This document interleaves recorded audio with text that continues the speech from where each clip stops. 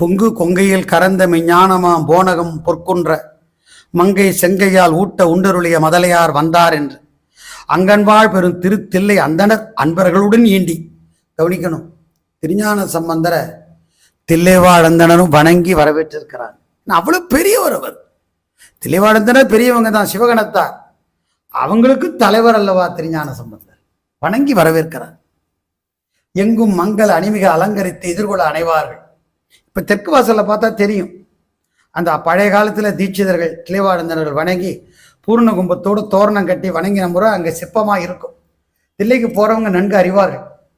கிழக்கு வாசல்ல மாணிக்க வாசகர், தெற்கு வாசகல்ல சம்பந்த பெருமான், மேற்கு வாசகல்ல அப்பமூர்த்திகள் அப்பர் பெருமான், வடக்கு வாசல்ல சுந்தரமூர்த்தி நாயனர். பார்க்கவே அழகா இருக்கும். 4 வாசல், 4மே நான்முகனுடைய பொன்முகம் போல சதுர்முகமா தில்லையில விளங்குவதாக ஆசிரியர் அறிவிப்பார். அது சுந்தரர் வரும்போது அதை பத்தி நினைக்கலாம். சுந்தரருடைய வரலாற்று அவர் வருகையை அறிவிக்கும் போது இந்த பாட்டு வரும். இப்போ நம்ம சம்பந்தருடைய இருப்போம். வேதநாதமும் எனக்கு ஒரு ஆசை, எல்லா அடியார்களும் சேர்ந்து தில்லை போய் அங்க கும்பிடணும். அவரை இங்கதான் கும்பிடலை, எங்கேயா ஒரு அந்த பக்தியை எல்லாரும் பெருக்கிக்கணும்னு ஆசை. ஏன்னா வாழ்க்கையினுடைய உண்மையான நோக்கம் அதுதான்.